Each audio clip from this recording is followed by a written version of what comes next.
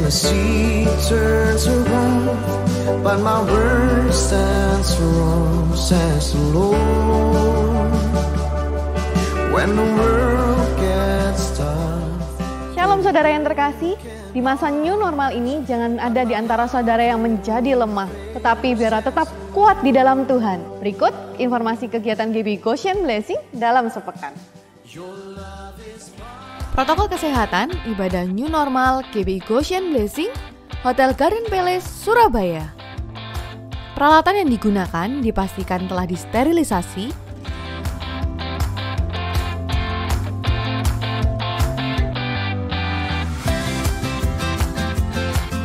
Wajib mencuci tangan. Dan Bapak Ibu Saudara akan disambut oleh para pelayan Tuhan untuk diarahkan menuju ke ruangan ibadah.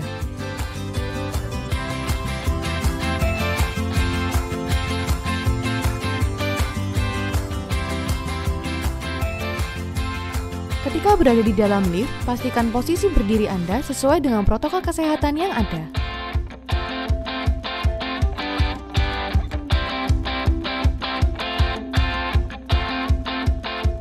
Dokter akan mengecek suhu tubuh Anda tidak mencapai 37,5 derajat dan memastikan bahwa kondisi tubuh Anda dalam kondisi sehat. Seluruh ruangan dan peralatan yang digunakan akan kembali disterilisasi setelah ibadah berlangsung demi kenyamanan, kesehatan, dan keselamatan kita bersama.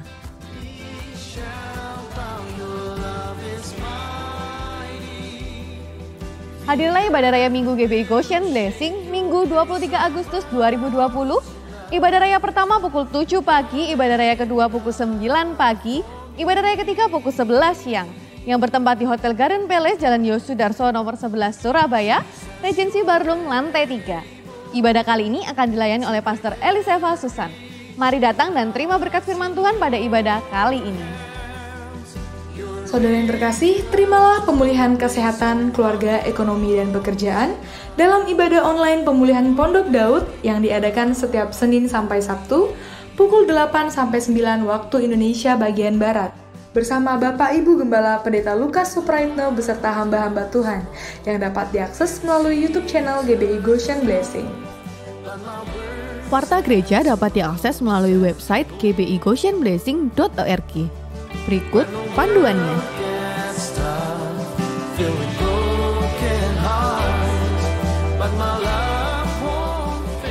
Jemaat juga dapat mengakses melalui QR Code yang tertera di layar.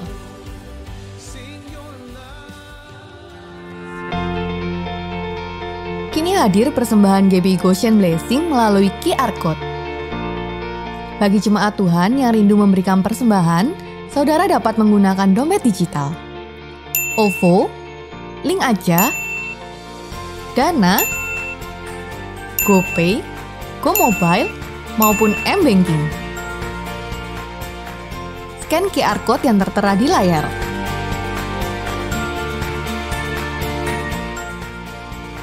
Masukkan nominal yang Anda inginkan.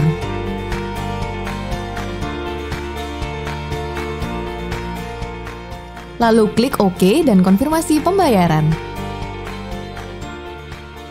Selamat, saudara telah berhasil melakukan proses transfer via QR Code.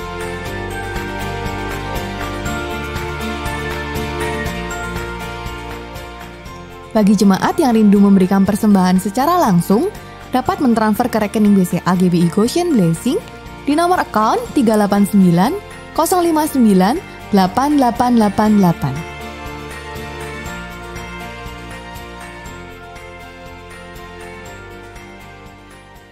Janganlah hendaknya kerajinanmu kendor, namun biarlah rohmu terus menyala-nyala dan layanilah Tuhan. Stay safe, stay healthy, and God bless you. Merdeka!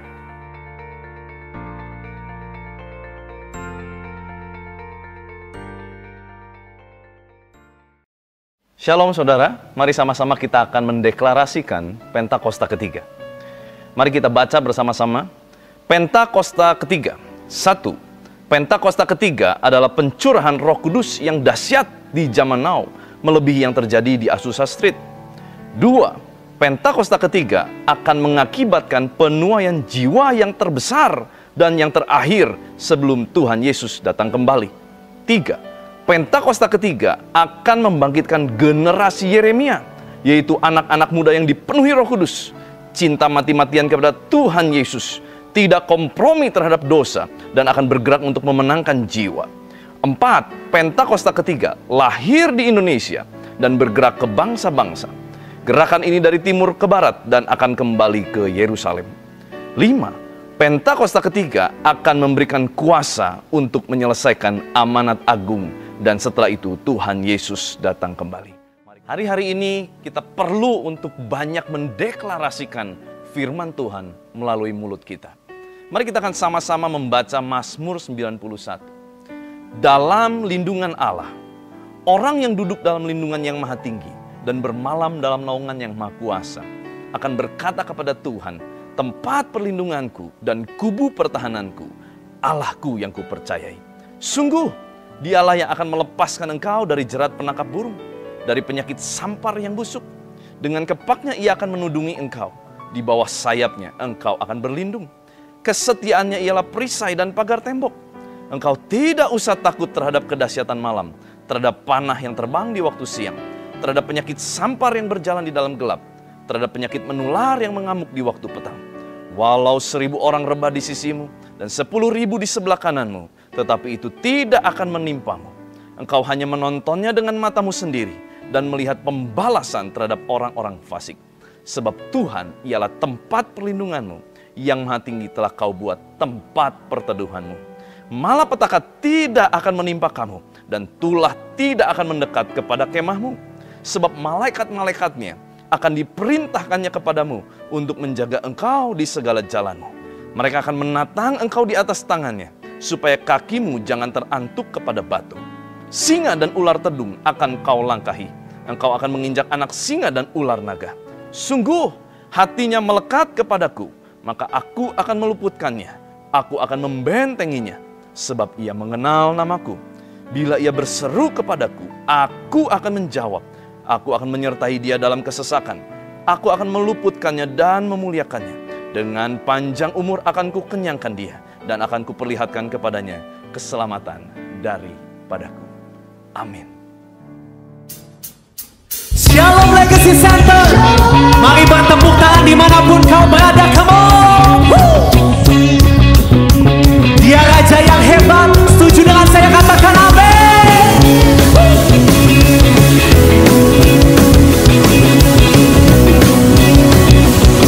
Mari nyatakan dengan iman percaya.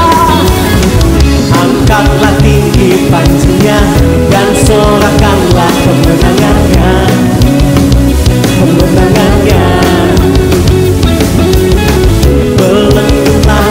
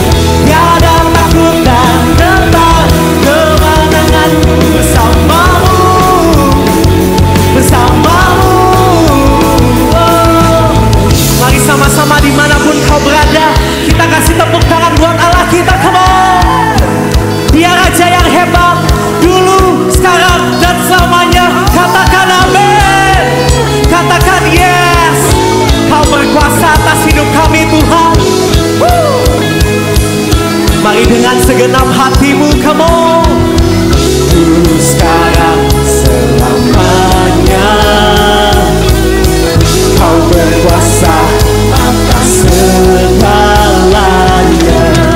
Namamu yang serukan,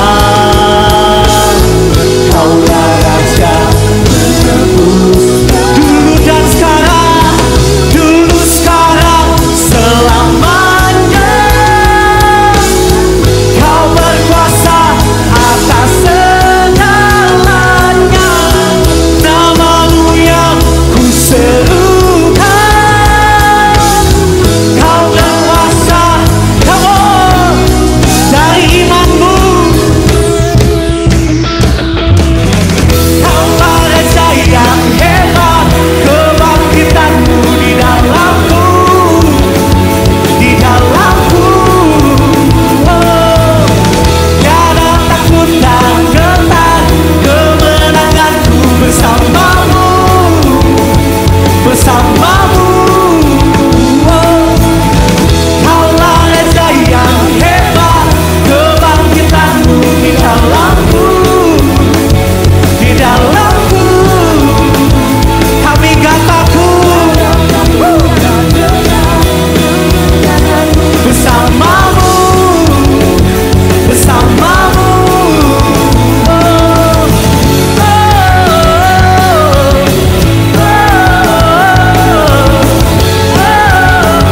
bersamamu. Berikan tepuk tangan, sorakan yang terbaik buat Tuhan kita. Yes, Jesus. Wow, Kau Allah yang hebat, Kau Allah yang perkasa dalam hidup kami, Tuhan Yesus.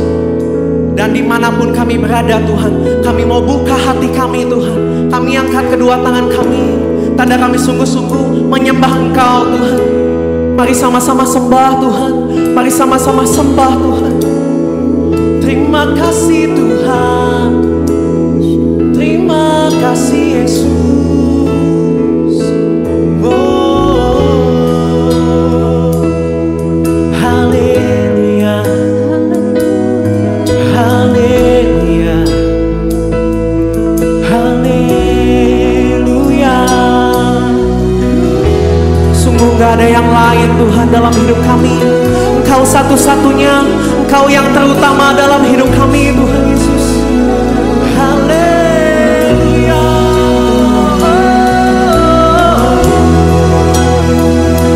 Sembah Tuhan, sembah Tuhan. Oh, Shanaramo, Shanabayase, Shanaramo.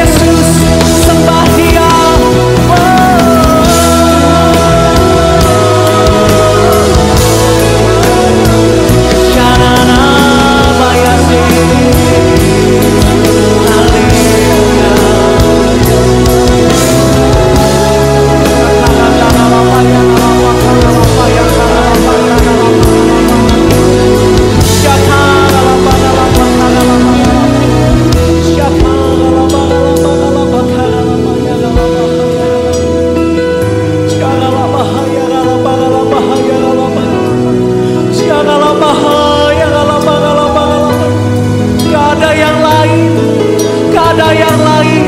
Cuman Kau Tuhan Yesus, cuman Kau Tuhan Yesus.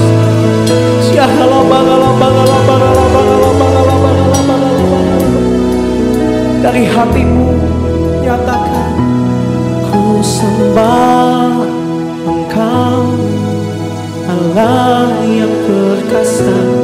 Ku sanjung tinggi nama-Mu di hidupku, Tuhan, tiada yang lain. Hanya Kau satu di hati kami sembah. Ku sembah Engkau, kami sanjung tinggi nama-Mu di hidupku, Tuhan, tiada yang lain. Hanya Kau, kami sembah Kau Yesus.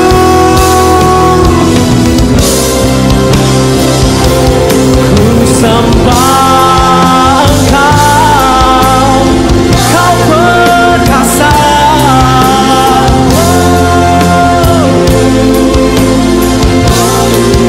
Gak ada yang lain, gak ada yang lain Tuhan. Hanya Kau. Mari sekali lagi nyatakan,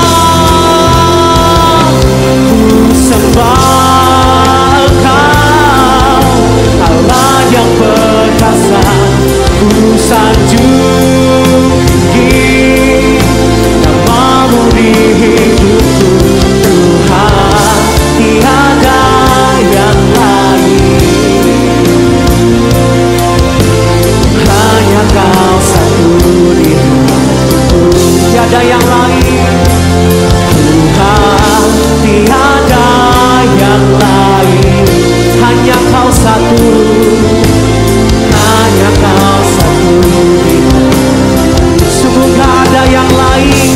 Tuhan, tiada yang lain. Hanya Kau satu di hatiku, tiada yang lain, tiada yang lain. Hanya Kau satu-satunya, hanya Kau Yesus.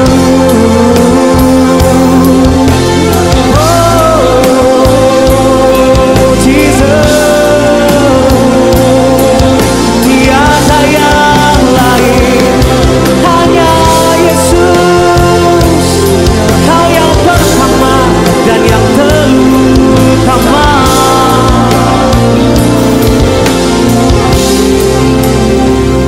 Yang ku rindukan menyenangkan-Mu, jadikan diri-Mu tempat pertama dalam hatiku, mengasihi-Mu sepanjang hidupku.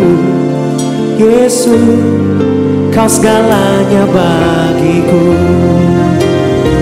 Yang ku rindukan menyenangkan-Mu, jadikan diri-Mu tempat pertama dalam hatiku, mengasihi-Mu sepanjang hidupku. Yesus, Kau segalanya bagiku. Dari hati yang mengasihi Tuhan, yang ku rindukan menyenangkan-Mu, jadikan diri-Mu tempat pertama dalam hatiku, mengasihi-Mu sepanjang hidupku. Yesus, Kau segalanya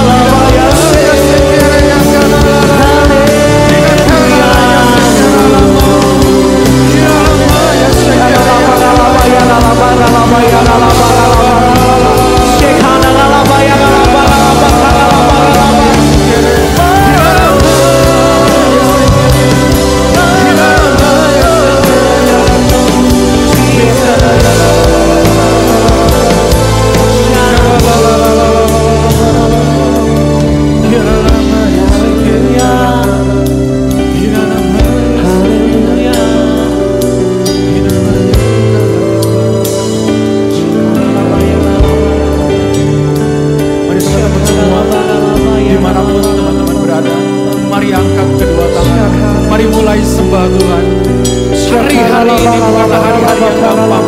Hari-hari ini mungkin badai hidup menghantam teman-teman. Mari tetap angkat tanganmu. Mari sembah Tuhan. Sekalipun daging kita lenyap, mari terus kita sembah Tuhan. Terima kasih Tuhan. Kami perlu Kau Tuhan. Kami tinggikan nama-Mu.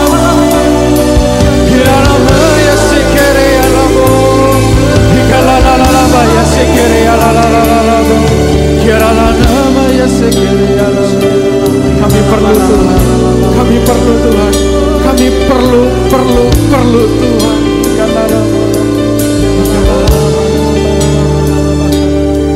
Tuhan Yesus, Tuhan Yesus, Tuhan Yesus. Kami mau berdoa untuk salah satu teman kami. Ada yang papahnya ngalamin sakit di kepala yang gak hilang-hilang. Teman-teman, mari angkat tangan. Mari angkat tanganmu, arahkan raya di depan. Tuhan, aku berdoa kesembuhan terjadi dalam nama Tuhan Yesus. Kami tahu Bapa, Engkau tabib dari segala tabib, dokter dari segala dokter. Kesembuhan terjadi untuk teman kami, untuk rekan kami, untuk sahabat kami, dalam nama Tuhan Yesus. Tuhan, kami berdoa juga untuk teman kami yang hari-hari ini mereka struggling, mereka berjuang untuk dapat pekerjaan baru. Tuhan, Kau bukakan pekerjaan baru buat mereka. Untuk teman kami ini, Tuhan kasih pekerjaan yang terbaik yang berasal daripada Tuhan. Aku berdoa juga Tuhan untuk bisnis teman-temanku dilancarkan dalam nama Tuhan Yesus. Biar dari bisnis ini kiranya nama Tuhan yang semakin harum dan semakin ditinggikan. Dan kami berdoa untuk teman kami. Ada teman kami yang berdoa supaya dia lolos seleksi beasiswa. Tuhan, Kau yang lancarkan setiap jalannya. Kami percaya yang terbaik yang telah Kau sediakan dalam nama Tuhan Yesus. Tuhan, kami sungguh berterima kasih. Ada teman kami yang berhasil mendapatkan pekerjaan baru. Ada teman kami yang berhasil diterima di universitas yang dia harapkan di Jerman. Kami sungguh berterima kasih Bapa. Kami sungguh berterima kasih Engkau Allah yang luar biasa. Engkau Allah yang begitu dahsyat. Buat setiap doa kami mungkin hari-hari ini belum terjawab, kami mau terus ketuk pintu itu. Karena kami tahu waktu kami ketuk, pintu akan dibukakan. Waktu kami mencari, kami akan menemukan. Dan waktu kami minta, maka kami akan mendapatkan. Terima kasih Bapa. Kami angkat tangan kami Bapa. Kami ingin berdoa untuk pemimpin kami. Kami ingin berdoa untuk pemimpin di gereja ini Bapa. Kami berdoa untuk gembala pembina kami Pastor Niko Bapa. Kami berdoa biar kiranya hikmat yang daripada Tuhan terus menyertai Pastor Niko, membawa kami jadi umat yang jauh lebih baik hari demi hari. Kami tahu penyertaan Tuhan ada untuk Pastor Niko, arahan, tuntunan, visi yang berasal daripada Tuhan. Kami berdoa juga untuk Oma Lelen dan keluarganya, biar Tuhan kiranya Kau yang terus berkati dalam nama Tuhan Yesus. Kami berdoa untuk OTP Bapak, OTP Rayon 2. Kami berdoa untuk Ketua OTP Pastor Benny Gunawan dan Wakil Pastor Stefanus Yordan. Kami percaya bahwa kalau Tuhan taruh Pastor Benny dan Pastor Ivan, kami tahu bahwa ada rencana Tuhan yang dahsyat untuk Rayon 2. Kami berdoa juga untuk semua wakil gembala. Kami berdoa juga untuk staf penggembalaan yang ada. Kami percaya melalui pemimpin kami akan terus maju. Kami akan terus menjadi umat yang layak di hadapan Tuhan.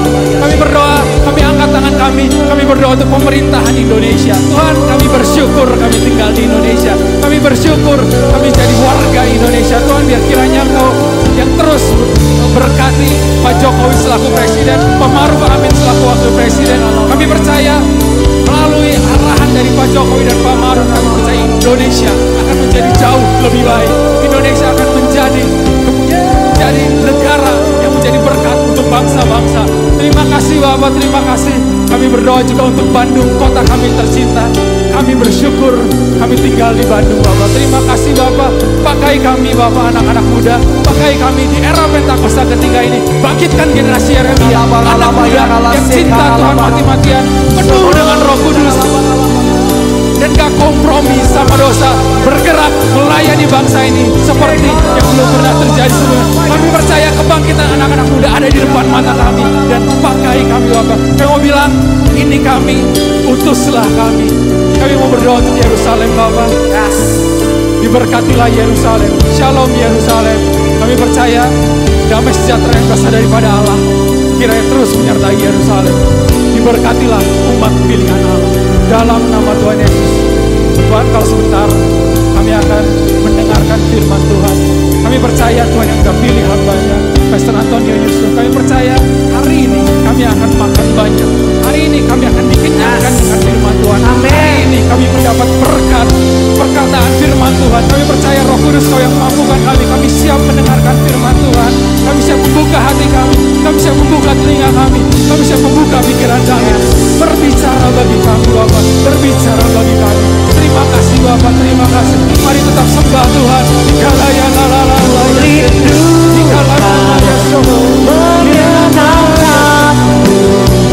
Jadikan dirimu tempat pertama dalam hatiku, mengasihimu sepanjang hidupku.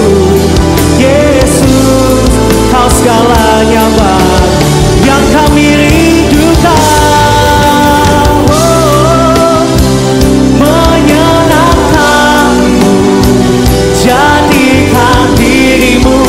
Tempat pertama dalam hatiku, mengasihimu sepanjang hidupku.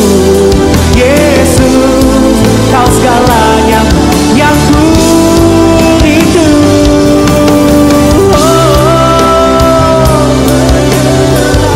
Jadikan Engkau dirimu tempat pertama dalam hatiku, mengasihimu sepanjang hidupku. Yesus, Kau segalanya bagi, Kau segalanya. Yesus, Kau segalanya bagiku, Kau segalanya. Yesus, Kau segalanya bagiku.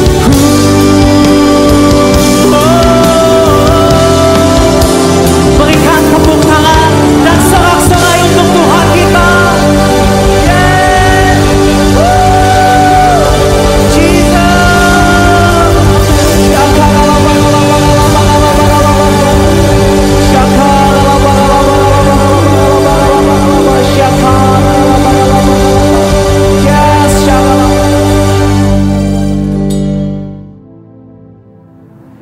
Shalom, GBI Sukawarna Legacy Center. Terima kasih kepada Pastor Ivan yang boleh mengizinkan saya sharing firman Tuhan di hari yang diberkati ini. Hari ini, sore hari ini saya akan bicara satu hal yang sederhana. Mari kita buka dari 1 Samuel 30 ayat 3 sampai yang ke-6. 1 Samuel 30 ayat 3 sampai yang ke-6. 1 Samuel 30 ayat 3 berkata demikian. Ketika Daud dan orang-orangnya sampai ke kota itu, tampaklah kota itu terbakar habis, dan istri mereka serta anak mereka yang laki-laki dan perempuan telah ditawan. Lalu menangislah Daud dan rakyat yang bersama-sama dengan dia itu dengan nyaring, sampai mereka tidak kuat lagi menangis.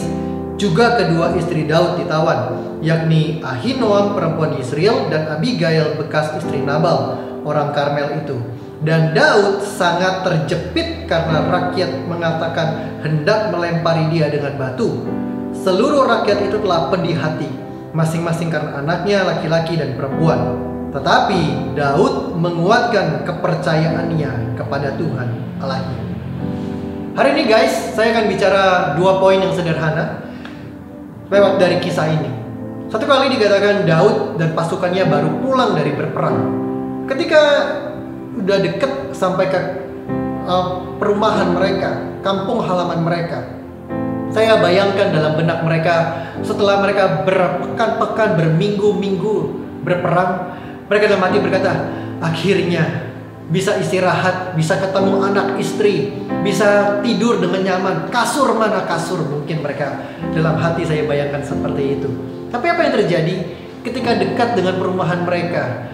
Mereka lihat asap membumbung tebal dan mereka berlari, saya bayangkan dalam sedikit panik atau bahkan mungkin panik. Mereka lari Dan mereka dapati rumah mereka sudah habis terbakar. Istri dan anak-anak mereka ditawan oleh pasukan Amalek. Dikatakan mereka begitu terjepit, begitu pedih, sudah begitu letih, dan mereka sudah begitu pedih. Dan Pak Bu Saudara, tiba-tiba dalam keletihan, dalam kepedihan hati mereka, dikatakan rakyat itu ambil batu, hendak melempari raja, hendak melempari panglima mereka, jenderal mereka, pemimpin mereka dengan batu. Saya bayangkan mungkin mereka ambil batu dan berkata, Daud, ini gara-gara kamu, Daud. Kalau kamu gak suruh kita perang, kita gak tinggalin rumah dan istri dan anak kita gak ditawan hari ini. Ini gara-gara kamu, Daud. Saya bayangkan mereka sudah siap merajam Daud dengan batu. Kondisi Daud dikatakan begitu terjepit. Tapi yang menarik adalah Daud tetap tenang, dan bahkan Daud menguatkan kepercayaannya kepada Tuhan. Guys, poin saya yang pertama, belajar dari Daud adalah dalam kondisi terjepit seperti apapun, dalam kondisi terdesak seperti apapun, jangan buru-buru. Jangan buru-buru ambil keputusan. Jangan buru-buru ambil sebuah tindakan yang sepertinya engkau panik dan hendak menyelamatkan diri. Jangan buru-buru buat sebuah keputusan yang berakibat fatal dalam setiap kehidupan kita. Daud dalam kondisi terjepit seperti itu pun, dia tidak buru-buru. Dia tenang, bahkan dikatakan dia ambil waktu, dia kuatkan kepercayaannya kepada Tuhan. Sangat berbeda Daud ini dengan Saul. Saul pernah mengalami kondisi yang sama. Ketika Samuel berjanji bahkan, tunggu aku di hari ke-7, aku akan datang mempersembahkan korban dan baru kau pergi berperang melawan orang Filistin di Gilgal. Baik, kata Saul. Di hari yang ke-7, Nabi Samuel yang dinantikan tidak datang-datang. Pasukan musuh sudah mulai bersiap berperang, bahkan mungkin sudah mulai mengejek, mana, katanya mau perang, ayo kita udah siap. Bahkan dikatakan pasukannya Saul sudah mulai berserak-serak meninggalkan Saul. Ya, PHP, ini raja PHP, takut raja kita, panglima perang kita. Dan dikatakan di situ Saul dengan buru-buru mengambil keputusan, berkata, mana itu baju efod, mana tuh korban? Gak perlu tunggu Samuel, saya aja yang bakar tuh korban. Dan apa yang terjadi? Ketika tepat Saul memotong korban tersebut, Samuel datang. Dan Saul berkata, iya, habis gimana? Kamu kan udah janji, aku tunggu, gak datang-datang. Dan rakyat ini udah mulai, pasukan udah mulai berserak-serak meninggalkan aku. Dan makanya aku buru-buru ambil keputusan. Dan Samuel berkata, yang kau lakukan itu bodoh. Harusnya kau sabar menanti. Sangat berbeda dengan Daud. Mereka berdua, Saul dan Daud, dihadapkan pada kondisi yang sama. Rakyat yang satu sudah berserak meninggalkan dia, yang satu sudah siap ambil batu dan merajam rajanya. Tapi sangat berbeda respon dari kedua orang ini. Yang satu buru-buru dalam panik mengambil keputusan yang berakibat fatal, yang akhirnya perkenan Tuhan terangkat daripadanya dan kerajaannya terbelah. Tapi yang satu orang lagi dengan tenang dan tetap percaya, bahkan menguatkan kepercayaannya kepada Tuhan. Guys, yang pertama, dalam kondisi terjepit, dalam kondisi yang sepertinya begitu kita, kondisi menghimpit kehidupan kita. Yang pertama, jangan buru-buru ambil keputusan. Jangan buru-buru ambil keputusan. Amsal 19 ayat yang kedua, bagian yang B. Amsal 19 ayat 2 bagian yang B berkata demikian. Orang yang tergesa-gesa akan salah langkah. Orang yang tergesa-gesa, orang yang buru-buru akan salah langkah. Amsal 21 ayat yang kelima bagian yang B juga. Amsal 21 ayat 5 bagian yang B dikatakan demikian. Tetapi setiap orang yang tergesa-gesa hanya akan mengalami kekurangan. Orang yang tergesa-gesa, orang yang buru-buru hanya akan mengalami kekurangan. Dari dua ayat ini Amsal berkata demikian. Orang yang buru-buru akan salah langkah. Orang yang buru-buru akan mengalami kekurangan. Guys, Pernah nggak? Waktu engkau dikejar waktu, dihimpit waktu, engkau buru-buru mau kejar pesawat ke airport, mau kejar kereta ke stasiun, engkau buru-buru karena engkau dikejar waktu, dihimpit oleh waktu. Waktu kita buru-buru, begitu sampai di bandara atau sampai di stasiun atau sampai di tempat tujuan, kau baru sadar, ya ketinggalan tuh barang. Kenapa? Kau buru-buru sih packingnya. Pernah nggak waktu engkau dikejar waktu, dihimpit waktu, karena udah telat buat kuliah, udah telat untuk masuk kantor, udah telat untuk meeting penting, udah telat untuk pelayanan. Kau buru-buru, kau dihimpit waktu, engkau nyetir begitu rupa buru-buru, tiba-tiba kau sadar, iya kelewatan tuh belokannya. Why? Kau buru-buru. That's why dikatakan, jangan tergesa-gesa, jangan buru-buru. Orang yang buru-buru akan salah langkah, orang yang buru-buru akan mengalami kekurangan. Berapa banyak saya mendapat cerita ketika orang-orang konseling dengan saya. Seorang pengusaha cerita, "Pastor, kok tolong doakan. Saya keadaan ekonomi cukup sulit." Waktu saya tanya ngobrol lebih lanjut, kenapa? Ya salah investasi. Waktu ngobrol lebih lanjut, kok bisa salah investasi? Padahal pengusaha ini bukan orang yang baru dalam dunia usaha. Dan dia mulai bercerita, ya abis salesnya pinter banget sih, ngomongnya manis banget sih. Ayo kok, ayo bos, buru-buru bos, tanda tangan bos, closing hari ini bos. Kalau nggak dapet nih rate investasi yang bagus, bunganya nggak dapet sekian, rate returnnya nggak dapet sekian. Ayo bos, cuman hari ini doang bos, buru-buru lah closing. Buru-buru, tergesa-gesa, dan salah langkah dan mengalami kekurangan.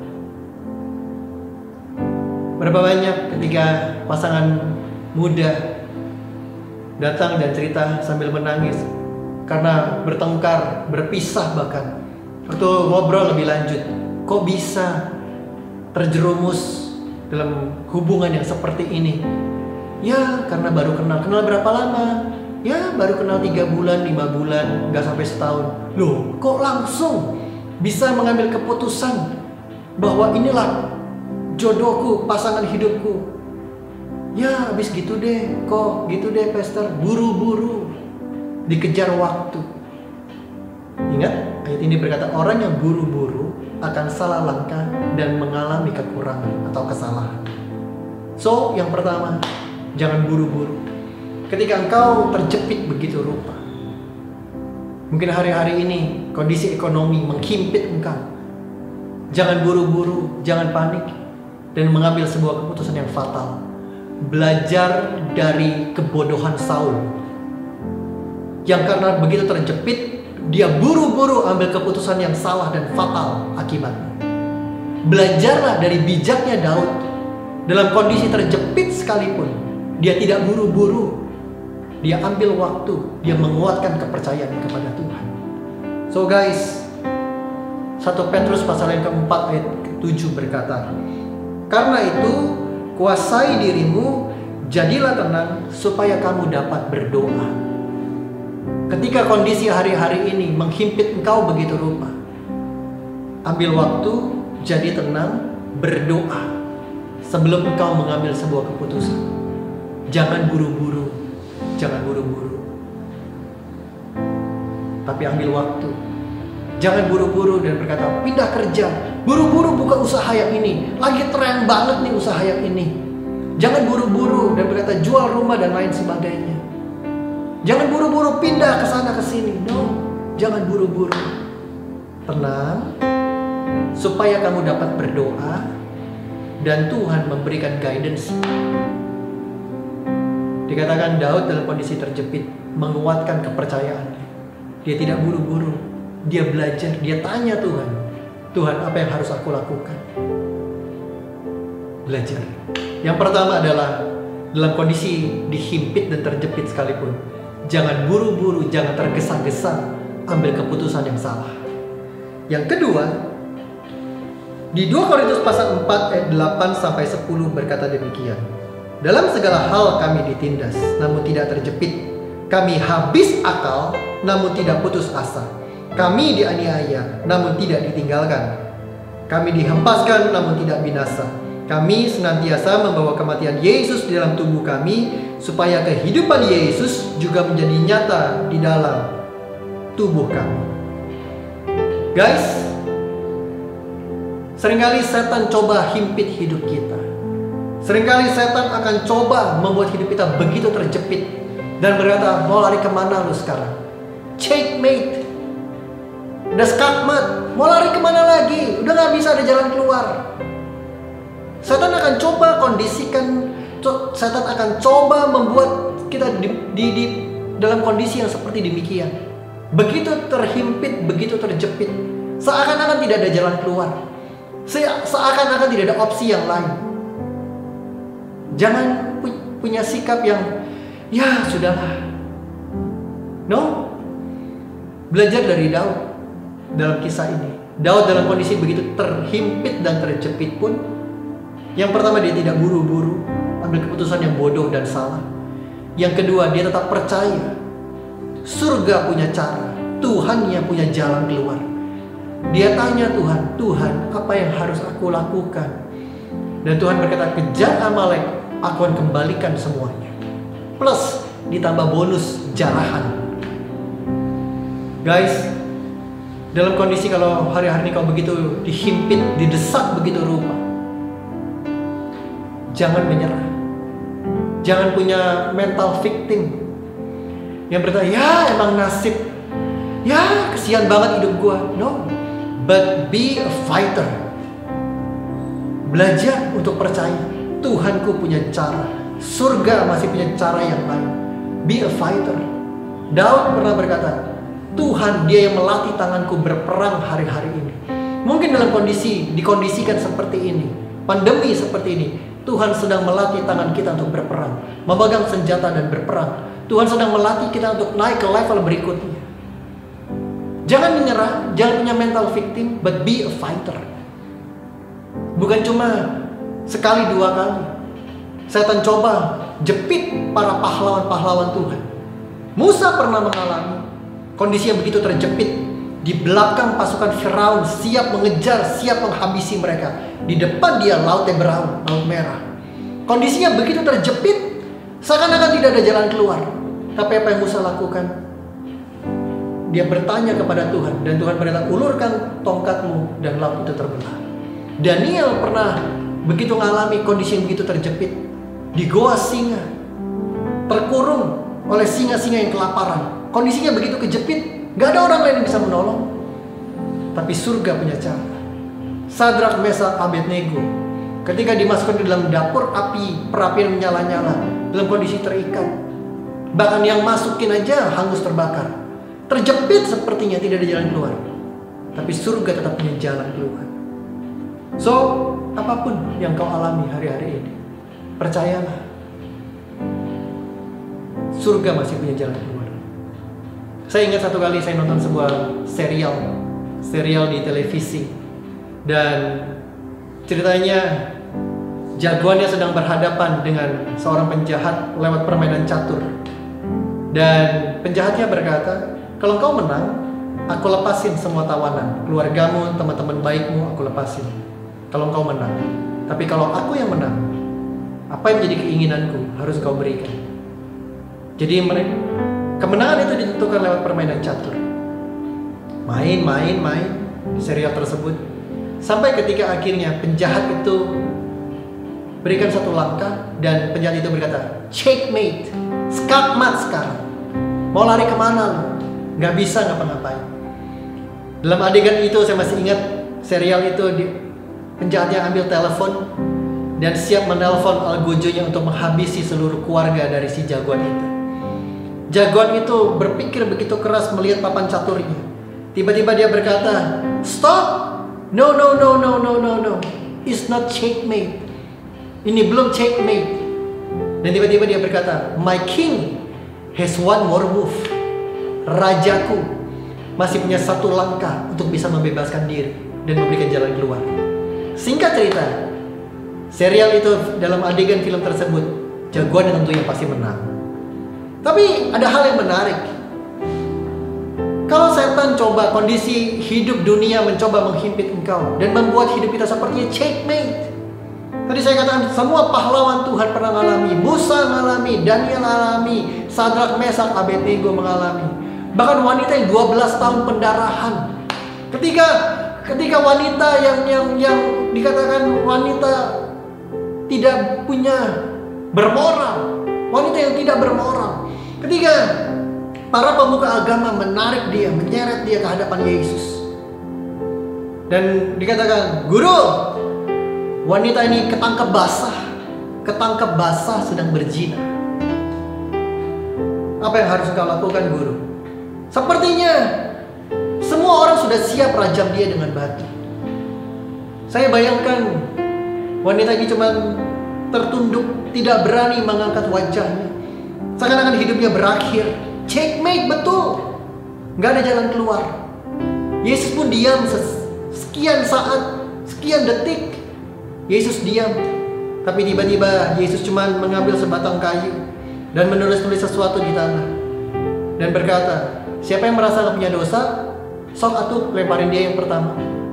Dan satu persatu pergi. Kondisinya sudah begitu checkmate wanita ini.